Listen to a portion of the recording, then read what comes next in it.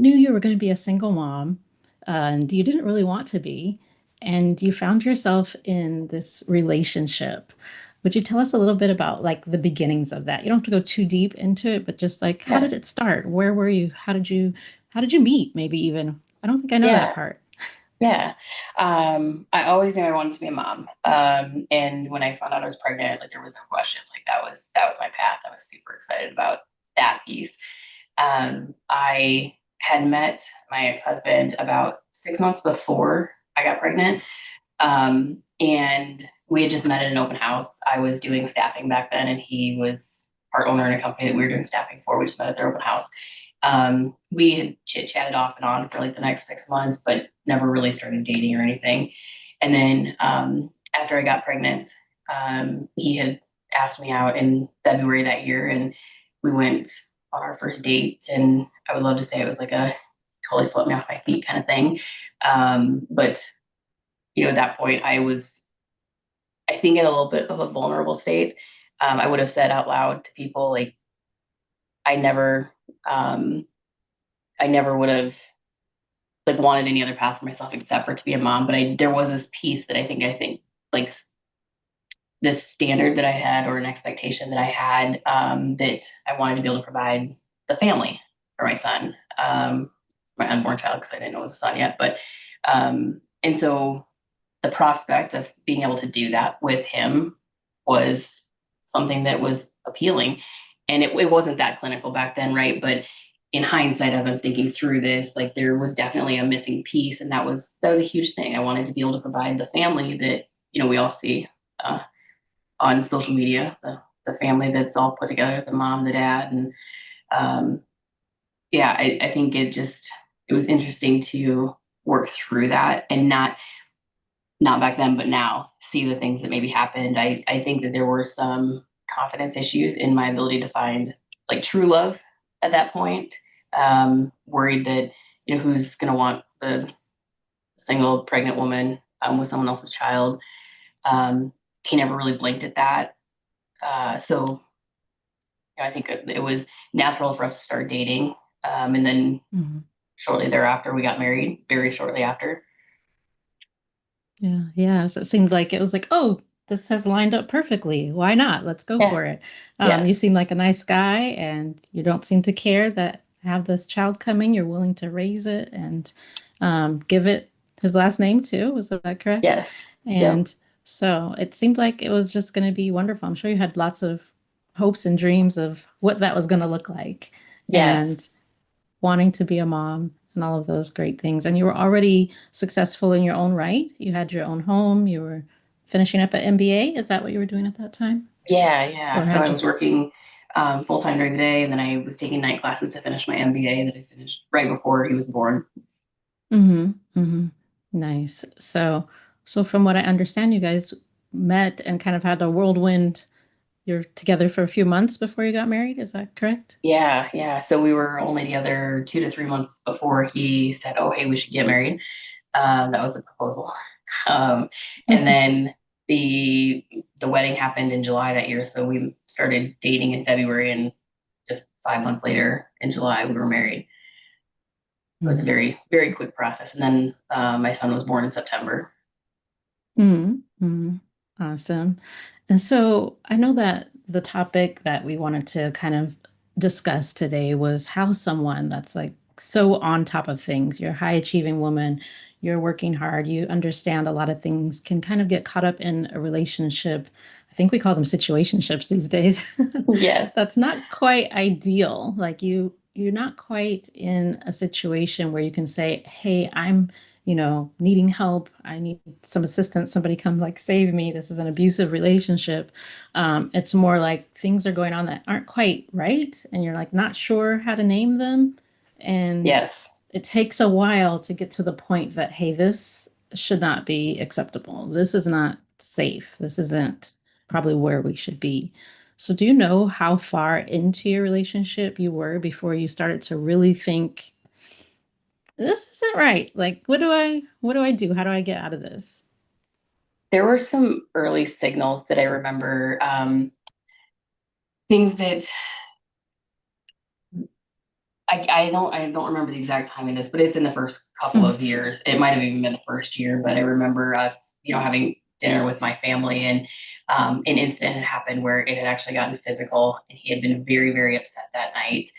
And um, not one of the only times, but over that first couple of years, there were a couple of those that happened. And there was a day where I was like, I don't I'm genuinely scared, not as much for me, but for my son. And I don't know what to do. And I don't know who can help me. Because at that point, social media was different. That was, almost 20 years ago. So we were barely out of the Yahoo Personals dating days, right? Like eHarmony was just a thing. Facebook was just coming on board. So you didn't have access to the resources that we do now, where you can see and you can find these communities that, for some, like in some way, validate the experiences that you're having. And so because these were things that would happen, we'd have a good day today, and then tomorrow would be a bad day, and then we might have two good days and then a bad day. It was inconsistent, and there was always a recovery window, right, where the behavior got corrected for a short period, and then we ended up right back where we were. But you start to ask yourself these questions like, is it really that bad? Is that really what happened? Because when you're in the moment, and I confronted him about the things that were happening, and I bring it back up the next day, the commentary was always, well, you're overreacting. It wasn't that bad. And I didn't mean that. I was just joking. Or there were all of these scenarios where I started to question myself. I'm just like, I don't know how to get help. I don't know how to get out of this. I don't know what to do. And the one time I did try to do some outreach, because a lot of this was centered around just this explosive anger that would come out of nowhere. I was like, the one person who might know how to address this, or who might believe me, is his sister. Because, I thought, she grew up with him. She's probably been the closest to him of anybody. Like, that'd be the person. And, I reached out, and it didn't go well. She told me, I'm not getting involved in your marital problems. And that shut me down forever. Like, I never brought it up again, not to his family, not to anyone else, because I was like, if that person wouldn't help, when I was saying I was fearful for my nephew, or her nephew, and myself in this situation, who would? Um, and that was just the start of the isolation. mm. Um, and it accelerated over time. Yeah, yeah. It's really tough when you reach out to someone that you think will care and may either validate what's going on with you or at least try to help and see what's going on, and you get shut down. And then it's like, well, now where do I go? Like, if they're not interested, then surely no one else is interested in helping me, or maybe I'm just making it up. And then that's where you start gaslighting yourself, kind of like, oh, yeah, it's probably not that bad then, or oh, Maybe I maybe am it's overreacting. normal, or yes, yes. That's really tough because at the same time, it's like, the other family members or friends or whatever, like how much responsibility can we actually give them for helping us in these situations? Because they're not living it day to day.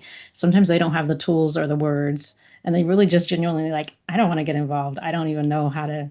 Like maybe she did understand his anger and like didn't want it blowing back on her or Right. whatever. I don't know if you ever were able to have another conversation with her and find out like why she was like not interested, but that would be really interesting to be able to go back to those people. I know I've had some in my life too, where it's like, I never thought to ask, like, why didn't you, you know, do Yeah. this or do that? Like, what was the thing that stopped you? Um, because I know we talk about that also in broader society, like certain things where there is some kind of domestic violence or something going on in the public. It's like, why don't people step in, or why don't they do this or that? And I know now a lot of us are afraid of lawsuits or actually getting stabbed or shot or whatever, but in these more intimate situations, it's really interesting how the human psyche works and what makes us step in or not step in. And back to Because I've the seen, like public things, I think there's, Mm, especially for people who've been in these situations, there's a legitimate fear that you're going to make it worse. Like, you might step in mhm. and save the moment, but you might not be saving Yes, the day or the week. And exactly. that's real. Like, that is terrifying. That is real. That is real. When it's in live and in person, it's like, yeah, you could maybe save somebody in the moment, but you're not there with them when they leave. So you have no Yeah. And you don't know idea. what the fallout will be after you've done that. Yeah. It's just, It's yeah. really tough. It's really tough. It's one of those things in our society where we have to find solutions for it. But I'm personally amiss as to what the best direction is, except for people that realize they are having issues to seek help, please. Because I think that most of the times, at least when I've talked to people in these situations, or I've known people that are the victims or the perpetrators often know. Like they'll say things like, "You don't deserve me. I know I should do better. I know." They know that what they're doing that's not up to par. Yeah. So it's like, how can we get it to become part of our society that it's acceptable and commendable that you seek help when you're having these issues with how you are behaving in greater society? I think there's still too much stigma of, oh, you're the bad guy and you're the this and you're the that, or you're the bad woman. And it's like, it should be like finding out, wait, what brought you to this point in the first place? Why are you acting out this way? Because it's not usually that we're just born as kids and we're just aggressive and violent. That's Right. not usually anybody's story. There's usually some backstory to it. Um, so you wouldn't happen to know any of that, would you, for your I don't. situation? Yeah. I don't.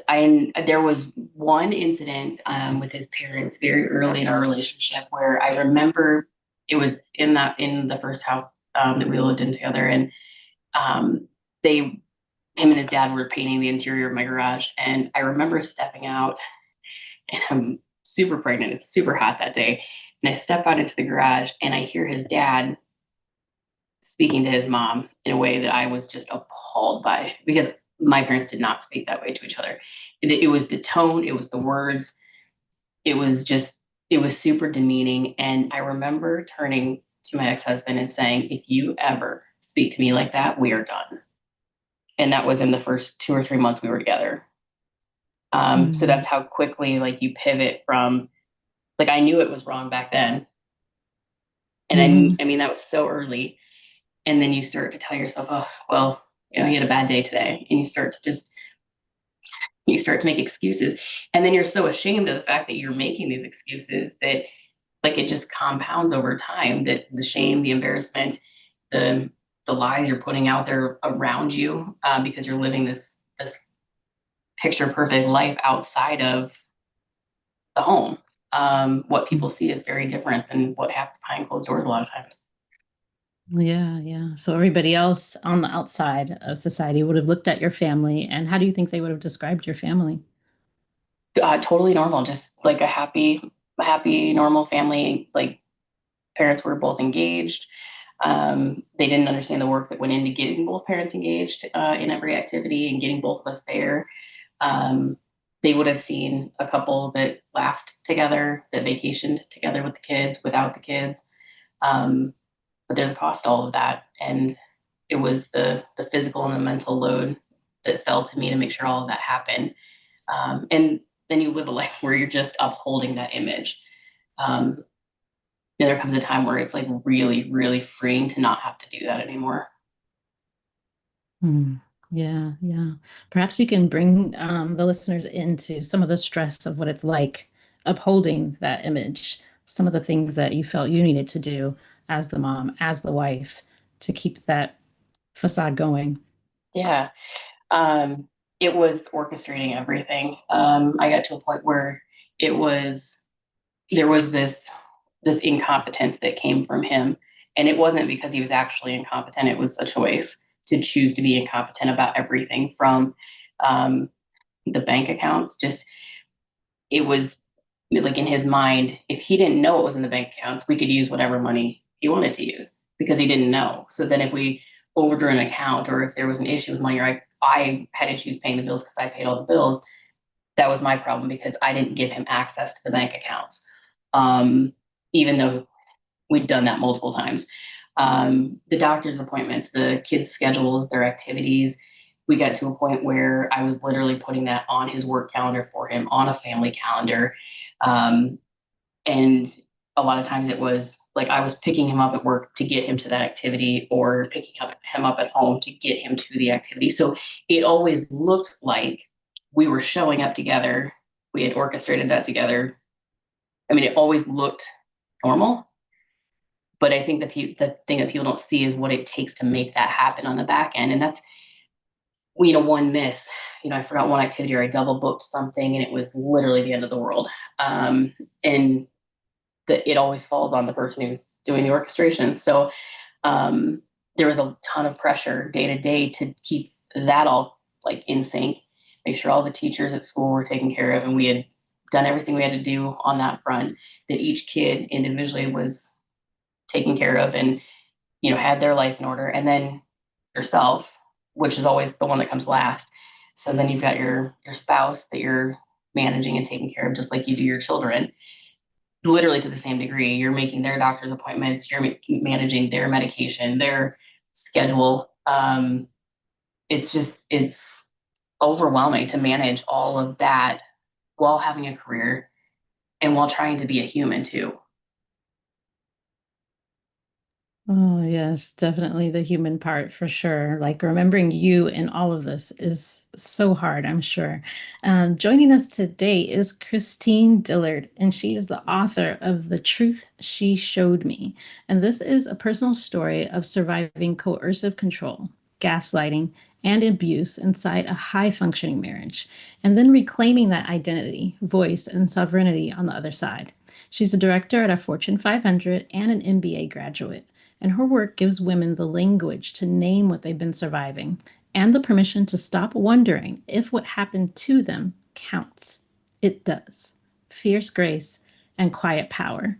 We're so happy to be able to have you here today, Christine, and have this conversation. I truly appreciate you for being able to come out here and join us live and be vulnerable and be open and be sharing and bringing this information to light for so many, many women. Because I had never even heard of the word coercive control before talking to you. Would you like to break that down to us and share a little bit about what it is and how it's seen around the world? Absolutely. Thank you so much for the invite. I The coercive control combo, that set of words, is probably one of the most common things I'm hearing. I didn't know what that was. I didn't know what to call it. I don't know what that means. And frankly, like the very short version of it is it's the abuse that doesn't leave marks. There's no bruises, there's no broken bones a lot of times, but it is the one thing that all abuse likely starts with. It's the covert versions. It's the backhanded compliments. It's the demeaning and derogatory language used towards you by someone else. And it doesn't always have to be a spouse. It could be family members, friends. It could be bosses. It could be anybody. It's financial control, making you or making one party in the relationship, putting them in a position where they don't have access to money, restricting their access. It could be it could be little things like holding it over their head. So if you're the stay-at-home parent and the other parent is you guys are arguing about something and they say, well, you don't even contribute to our finances, so you don't get a say in this. It's little things like that that start to build up and create a pattern of abuse. Sometimes it includes gaslighting. It's not that bad. It's love bombing. It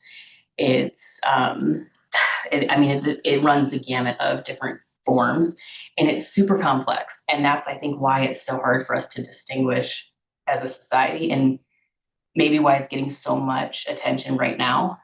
We're finally getting to a point, especially in the US, where we're talking about it. And I think we're seeing a movement with not just women, but men too, acknowledging that the behavior in relationships they're in or have been in isn't okay. Um, Sometimes in coercive control situations, the other party is stalking you. They're tracking your location. They're restricting your social media access. They're isolating you from other people.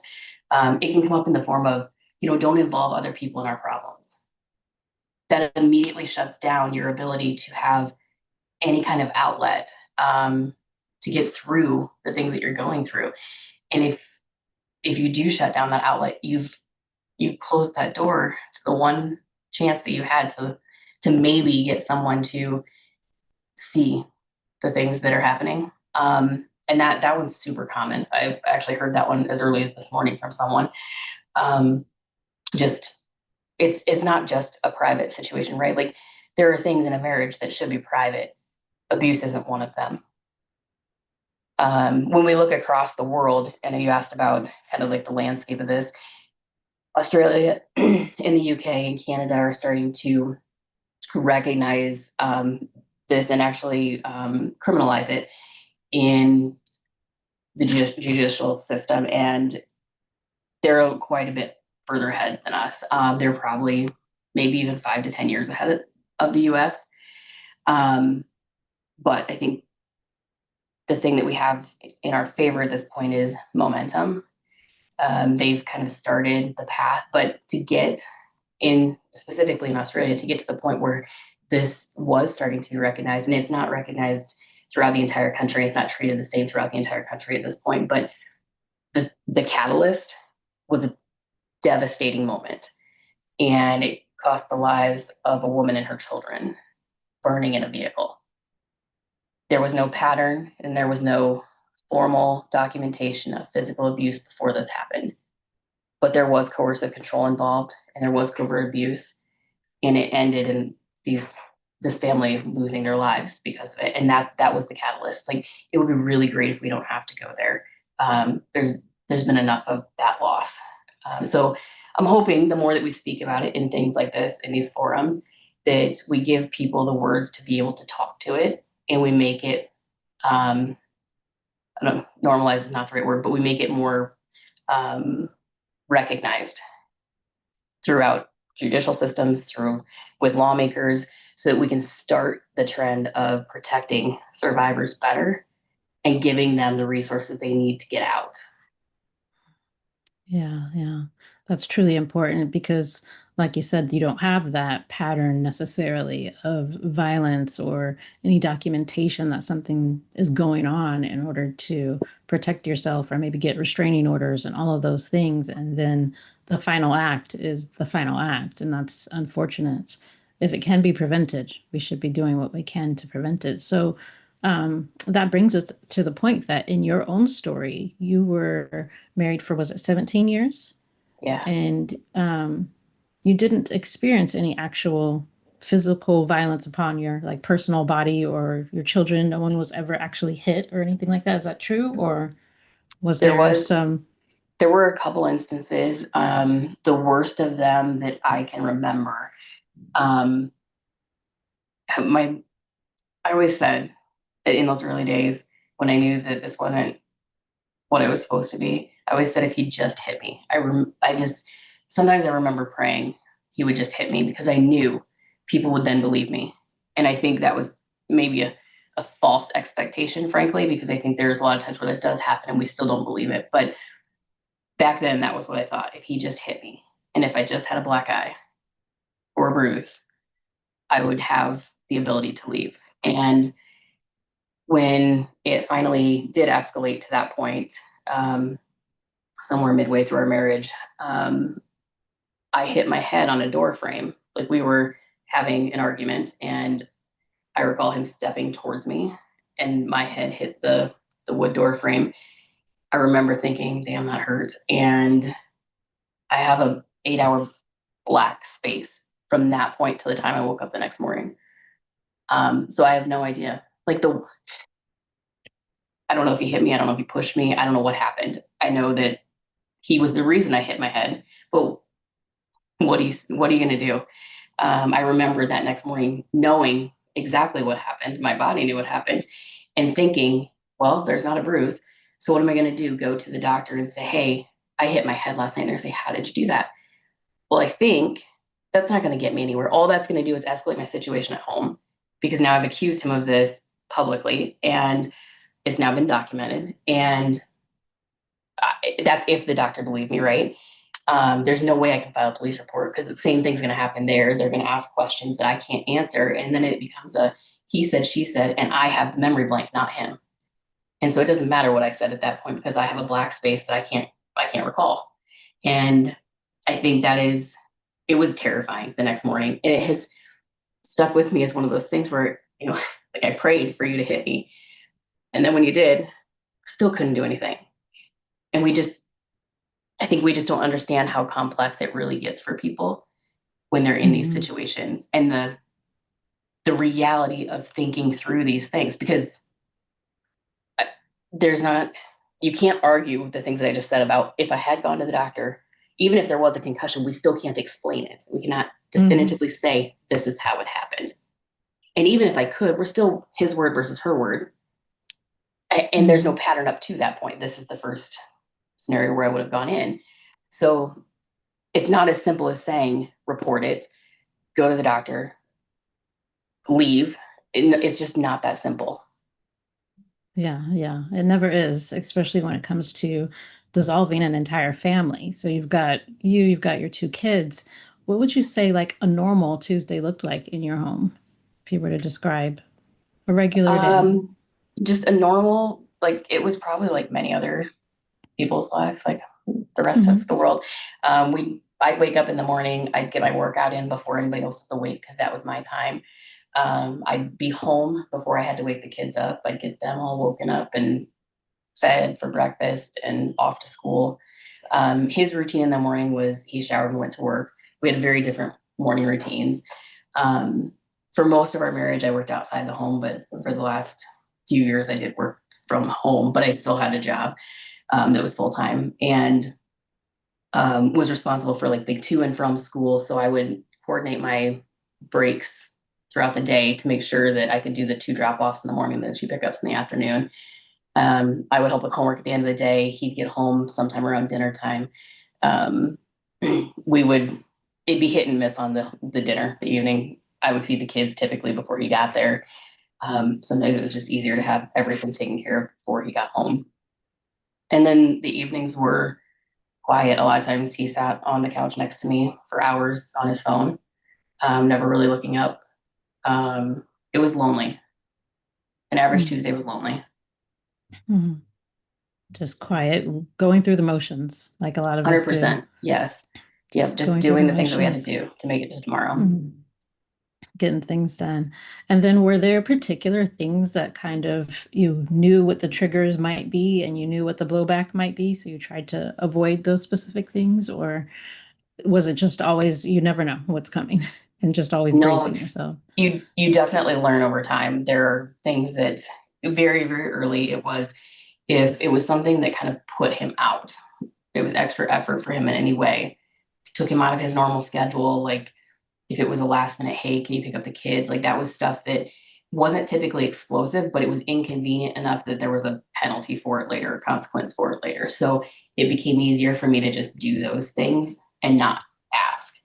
To the point where I do remember, like, as I was getting ready to move through the divorce, I kept thinking, well, how am I going to do all the things? How am I going to make sure I get kids where they need to be and get do all of this stuff? And I remember about 3 months after the divorce, I was texting one of the other moms. We each had kids at the same ages, and oftentimes each set of the girls were at one event at one school, and the boys were at a different event at a different school.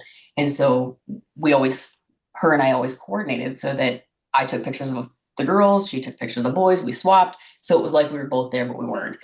And I remember 3 months after the divorce was finalized, I was like, oh, like this never changed. Like my support system is still my support system, because even when there was an early out or I was traveling for work and the kids needed something, he wasn't ever the first call because it was too inconvenient, and there was a cost to it. So it was always somebody else to help make his life easier. Um, I think I totally went off your question. I'm not sure I got there, but it was, it was interesting to have that realization later.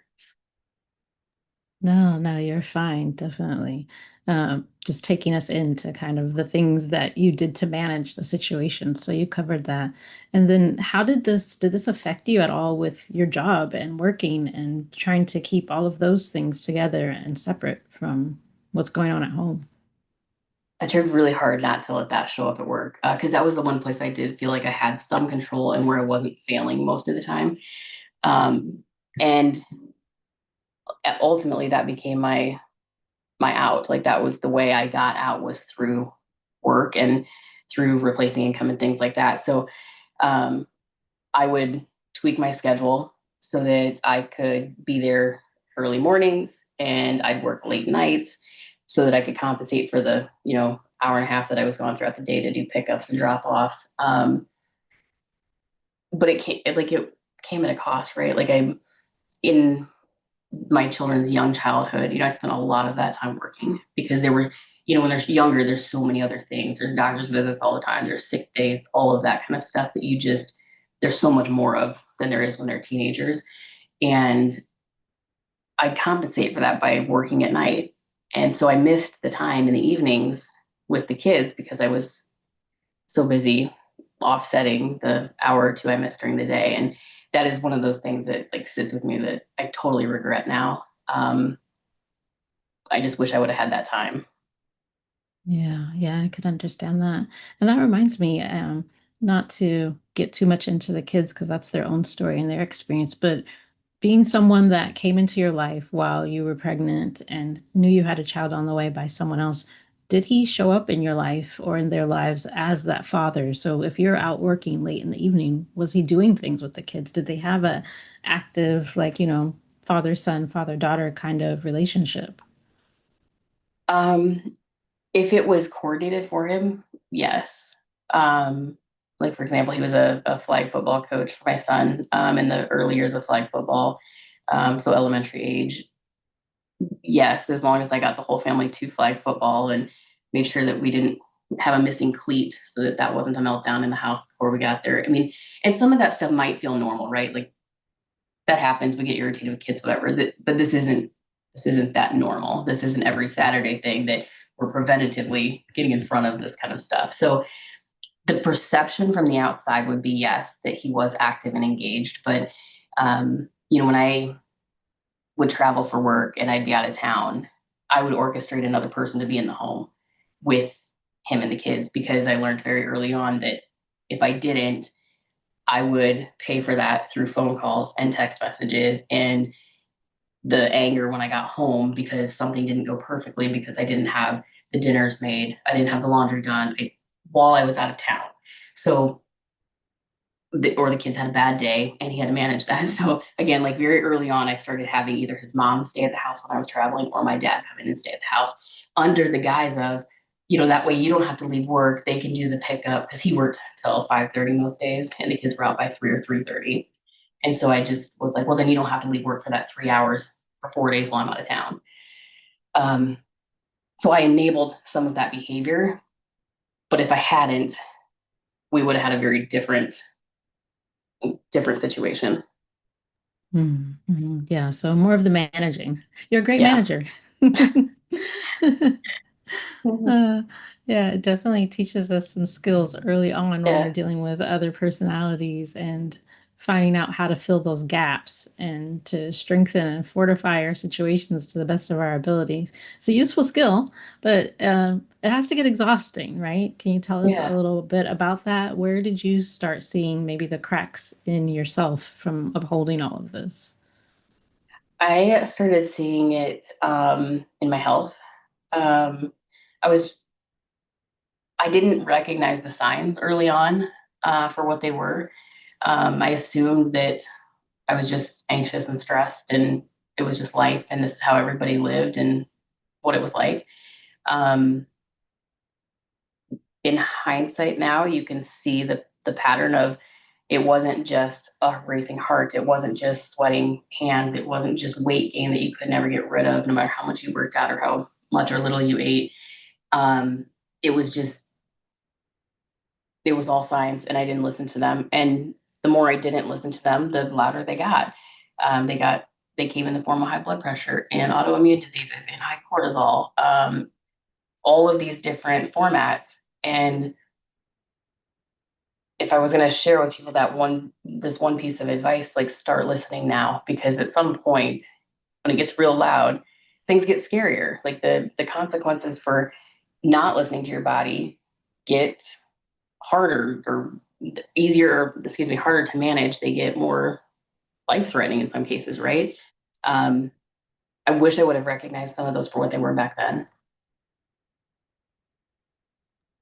Yeah, definitely. That whole concept of how the body keeps the score and paying Yes. attention to the signals that our body is sending us. A lot of us brush it off as normal life. Oh, yeah, I'm a busy mom. Of course, I'm tired. Oh, yeah, I'm this. Of course, I'm anxious. Oh, yeah, I'm this. We give a label, we give an excuse, but there really isn't one. You know, the more that I go through this life and the more people I work with and coach with, the more I see that a lot of these things, these symptoms that we get told are normal and we get used to, can be controlled if we can get our nervous system back to that place where it's supposed to be instead of it Yeah. constantly being in fight or flight. I can only imagine how your nervous system was operating throughout these 17 years of just trying to keep everything together, just trying to manage it all, like constantly running from that proverbial tiger that doesn't actually exist, but it kind Hmm. of does. And you don't know if it will bite or won't bite, but it is Yes. chasing you.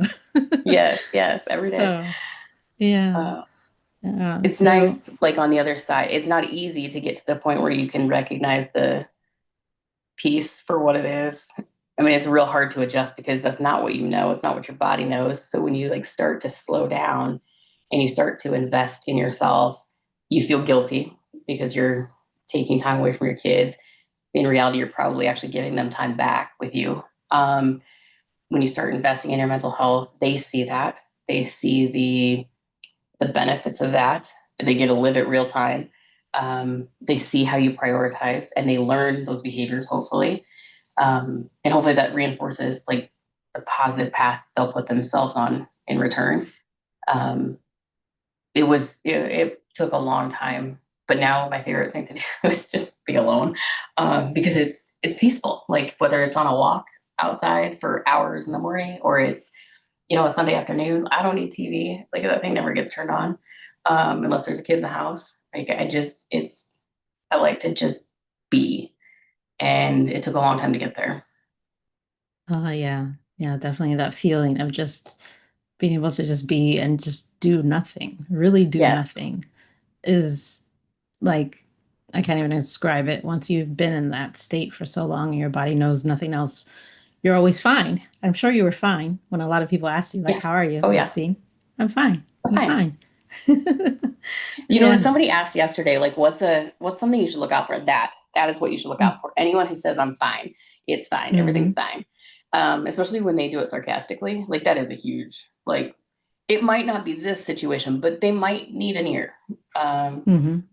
it's rarely fine. Yes, yes. And your strongest friends are usually the ones that need the most support because we're Yes. used to carrying it all and we think we're supposed to and we think we Yes. have to. And so we're fine because we're Yeah. doing what we have to do, we're managing it. Um, so, to our listeners and our viewers, if what Christine is saying to you is really speaking to you or you have any questions, please let us know. The chat is open. We do have a few more minutes to go here. Hopefully, we don't run out of time.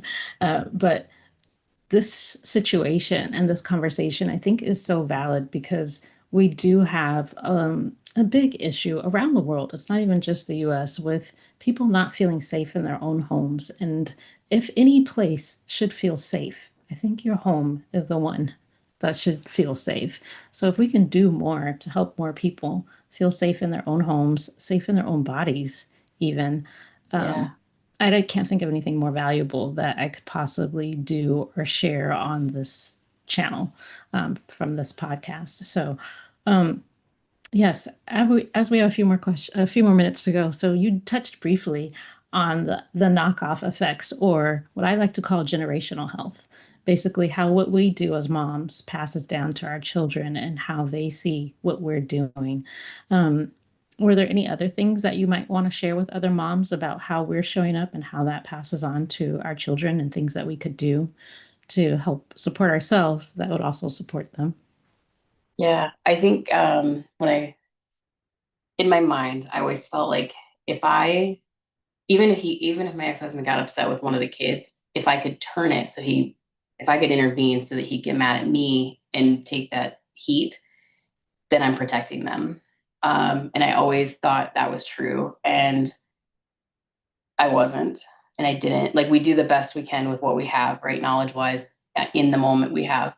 Um, but I had this misperception or misconception that I was saving them from a lot of it. And in reality, even then seeing it happen to me is not saving them, right? Like that's creating this whole other dynamic. And in leaving, I think one of the things that as moms we really struggle with is like we want to make sure that when they're on the other side, that everything's going to be perfect and it's going to stay the same. And I was super passionate about making sure that I kept them in the same house and that I could cover any and all expenses. We'd never be indebted to him again, not even through child support. And so it took me like 3 extra years to put all of these things in order to do that. And during that last 3 years, things escalated a lot. And so there was a cost to that. Trying to get it perfect, there was a cost. And I think what we need to realize is because literally 3 months out from the divorce and he's gone, and both of my kids said something like, well, why do we still live in this house? I don't want to live here anymore. And I was heartbroken because I had tried so hard to make sure that we could keep, and they don't care. Home is not where they live. It's who they're living with. It's the environment that they're in. And I think we need to recognize that as moms. Like, trust me, they don't care where they live. They might in the moment, right? It might be jarring in the moment that they're moving and that things are changing, but 2, 3 months out, they do not care. And frankly, they prefer not to be in the home. Evidently, I learned that the hard way. But it's where you are. It's the love that you provide. It's the safety that you provide. They both also had commented within months that it was so peaceful. Like they were just like, it's so like I can walk in and I can just breathe and I can just let air out. And um those they see that, right? And my kids were teenagers at that point, but they saw the things that I thought they didn't see. They felt the tension in the home. And it was really, really good for them to have a few more. There's always this thing. I'm gonna wait till they're 18 because then, then we aren't going to impact them in the same way. It was really good for them to see me invest in me because they got the benefits of that. They got to see me get healthy. They got to see me regularly invest in myself, which they will then do. Um, they see how I interact in relationships, not just like with partners, but with friends and things like that. They replicate those behaviors, right? You don't want them to have that confusion of like which behavior is the right one. How do I figure that out? Like you want it consistent. You don't want them to have to be doing those things. So I think the more consistency and the more safety you can show them, no matter where you live or how you live, like they don't care about that. Yeah, yeah, that consistency and safety is so key for kids. I think a lot of us, um, especially in these day and age, for some reason have a problem with the consistency. Like we don't think that we want to give them these rigid rules and guidelines, and we want to have them freer depending on how your parents raised you, of course. But kids thrive on consistency. They thrive on a schedule. They thrive on having this path to walk down. And I could see how, if you're in a place that doesn't feel safe and doesn't feel comfortable, that if you can leave it, you'd be more than happy to leave it. So you'd be like, why are we still here? Why are we in this house? Because this contains that feeling or that Yeah. vibe. The walking on eggshells that a lot of women speak of, like having Yeah. your kids feeling that too. And I think that we discount children for being children and we don't realize they are still humans. They still have the same feelings, the same emotions. They can still tune in. They may not understand all the words and all the deep things that are involved in what's going on, but they can feel the same way that we can. And they tune in so well, so well. So, And you see yeah, really honoring that. when you like move through the process, you start to see some of the yourself in them. So my anxiousness, I can see that in my oldest one sometimes. I can see his people pleasing and his over giving, and those aren't defects. They're not default or issues. Like they're not bad things for him, but they're things that I hope he'll see me doing some boundary setting with now that he will then implement on his side. Um, and my youngest, like she has a little bit different perspective because she spent just because of their ages, like he was in high school by the time things were getting pretty bad.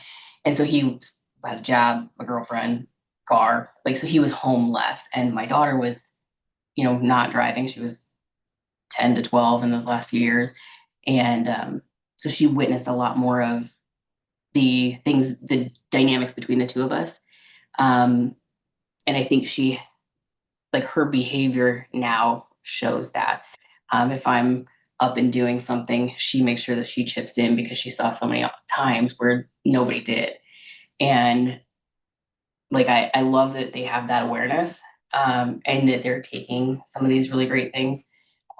She is fantastic at boundary setting, like exceptional. Like I aspire to be her. Um, like it is awesome. But like it's neat to see the way that they grow and thrive on the other side. Yeah, that's beautiful. Watching them expand and grow into their new lives. So for the woman that's sitting at home today and maybe thinking, I might be in the same situation that you're in, and I need to get out. What would you suggest as a best first step for that woman? I think if you're asking that question, I would say if you're asking yourself that question, the reality is you probably are. That's probably not enough. You're looking at me right now saying, ugh, yeah, you don't really know. So, and yours might be worse or mine might be worse. Don't compare. Like these are so sophisticated and so complex. Do not compare. But if you want to start trying to understand what I did very early, and it made the picture real clear very early in my exit process, let me clarify. So I'm 14 years into marriage by the time I did this, but I just wrote down one day the different ways that he had made me feel bad about myself in the last year. And you write one, and he called you a name, or he didn't help you with this, or he criticized X. And when you start to see those things, like one of them is a micro cut, little paper cut, it doesn't hurt that bad. For a minute, it does, and you move on, right? Because the day goes on. When you start looking at all of those paper cuts, and now you've got an entire arm cut up, you're like, oh, there's a pattern here. And there are specific behaviors that I'm seeing regularly. And then when you start documenting that over time, you really see a clear pattern and you see these ebbs and flows. One thing that helps you do is it helps you recognize it for what it is, that it is that bad and that it is abuse. But the other thing it helps you do is understand the the way that he's, or she for that matter, it starts to give you the ammunition, I guess, to understand the things that you need to do to get in front of, not from a like a managing perspective, but as you're thinking about your exit strategy, because you need to be safe when you're doing this, there are things. So if financial control is something that comes up and that's how he makes you feel bad about yourself regularly, he or she, sorry, um, then you know making sure you have your finances in order, and you have a plan to be able to house or whatever, though it's going to give you the indicators you need to be able to figure out what you need to put in your plan to exit. And that might be a 5-year plan. And you need to be okay with that. Like, do it safely. Don't compare your plan to somebody else's, and don't compare your timeline. Because for some people, you might be able to leave today. For others, you might have kids and you might say, hey, I can't afford to split 50-50 right now because I'm scared that I can't protect them when I'm not with them. And so now you have to decide how you handle that. Do I stay and continue documenting and building that pattern, or can I try to go and see how it goes?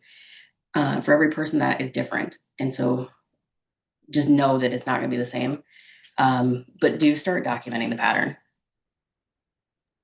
Yeah, yeah. So that awareness part of seeing what's actually going down, writing it down. I remember there was a movie I think I watched where the lady had written down a list of things like from her relationship, and someone else got a hold of it, unfortunately. But then they were able and willing to help because then they're like, wait, he's done this to you, he said this to you, and you're still with him. So yeah, if you're writing down that list and then think about that list as if it were someone else that you loved, a sister, Yes, a yes, friend, anybody else, because sometimes we, like we said earlier, gaslight ourselves. So you'll write down that list and you'll be like, yeah, I was stupid then. Yeah, I did mess this up. Yeah, maybe that was an okay response for what happened. It only happened once, but if it was your daughter, your sister, your friend, how would you respond to that list, honestly? So I love that as a great starting point for deciding where you're at in your situation, in your relationship. Is it fixable? because I mean, Yeah. I'm always about things that are fixable, especially Yeah. when it comes to families. It's not about let's just, oh, I don't like you anymore. I'm over this. Let's break up. Let's get a divorce. I think that we have too much of that in society. So definitely, being able to assess the situation and see what you can do, what can be worked on. Um, I know that I think you said that in your relationship, you did try a few times, like, hey, you need to get help, right? But Yeah. you didn't get the response you wanted out of that, right? No, I did not. Each time I suggested it, it usually was in line with also if you don't get help, like I'm gonna leave, and that never went well. Until the end, when I filed, then it was like, oh, well, let's go, let's get help, and I'm like, no, we're at a point now where you need help and I need help, and they're different helps. Um, Mm, and be wary of that, right? At the end, especially when you've been actually in any situation where you've been in this type of a situation, whether it's 3 months or one day or 17 years, if there's been abuse, be wary of the, hey, I'll go get help now. Okay, you go do mm, that. But in the interim, we're going to live our lives so that I can take care of me. Because whether it was one day or 3 months or 17 years, you're going to have work to do on your side as well. And a lot of times it's not safe to do that together. Yeah, definitely. Want to keep your safety in mind as you're going through that process. And sometimes we heal better apart. um, there was actually a thing the other day where people were sharing some of the most unhinged things that they've done in their marriage or that they do. And one lady was like, yeah, I divorced my husband just to show him that I was serious. I remarried him. But it's like, that is a lot of work, but okay. Expensive But I too. mean, yeah, Hmm. yeah, expensive and a lot of work. So maybe not go that far if you think that your partner can work through it. Maybe just separate and, see what happens if you're able to and if you're both willing to work on it. These things can be solved if both parties are seriously willing and ready to do the work. But you'll never know if you don't try. So, one last question I'd like to ask for you before we go, Christine, is what used to be true for you but isn't anymore? Um, for me, something that used to be true is I cared what I thought the world would think, what the people around me would think. And what I learned through this process is one, they don't care. They literally do not care. Um, I know, like when you're going through divorce, you're like, oh, what are the neighbors going to say? When you write a book about your life, you're like, oh God, what are people going to say? What are they going to think? What are they like that? It doesn't matter to me anymore. It's not that I don't care. It's that it doesn't matter because it doesn't define who I am and it doesn't change the truth in my experience. We all have a story and different stories, and your truth is yours, and nobody gets to rewrite that for you. And I think that's the realization that I came to throughout this process is this is my truth. This is the story I lived. And I'm very careful with that, especially with my kids, because they had a different experience. Like they were at different ages. They had different impacts, right? They will have a story someday. They may or may not share it. Um, but this is mine. This is what I lived. And I was very careful throughout this process to make sure that it was just mine because I don't want to speak for them in a topic like this. That's their story to tell and it'll be their lived experience. But yeah, one, people don't care. They literally do not care. And two, yeah, it's your story and it matters and it's your truth and nobody else can rewrite that. Yeah, yeah, that's very true about it being your story. It matters. And your truth is your truth. I mean, we can all be in the same room experiencing the same thing and come away with totally different stories of what Yes. happened. And that's the wonderful, interesting experience of human life. So, if someone only remembered one thing from this conversation, what would you say would be the most important key item you'd like to leave them with? That they're not alone. Like, please know you're not alone and that people out there do believe you. The communities are huge and they're super supportive. Find one. A lot of times they're private and you can be anonymous and you can gather information, but it'll help you validate the things that you're feeling and experiencing because you will learn very quickly that you're not alone. Nice, nice. Can you tell the viewers some of the places they might be able to find those type of Yeah. communities? Yeah.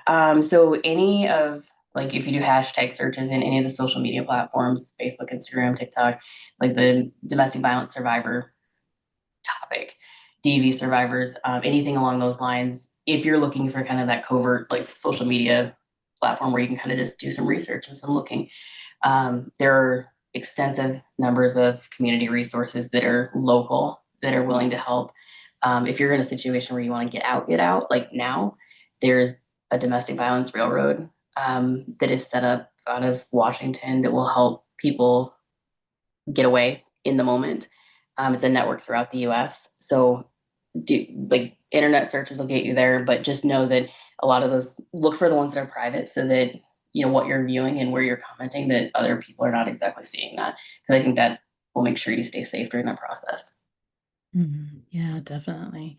Awesome. So please, I'd love everyone to just leave us your biggest takeaway from this conversation in the comments. We will be looking back at those.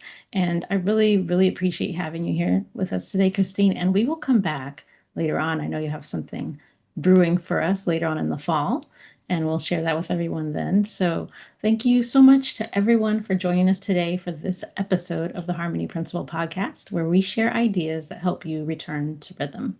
Make sure you like, share, and subscribe so you don't miss out. And we will see you next Friday at 9 a.m.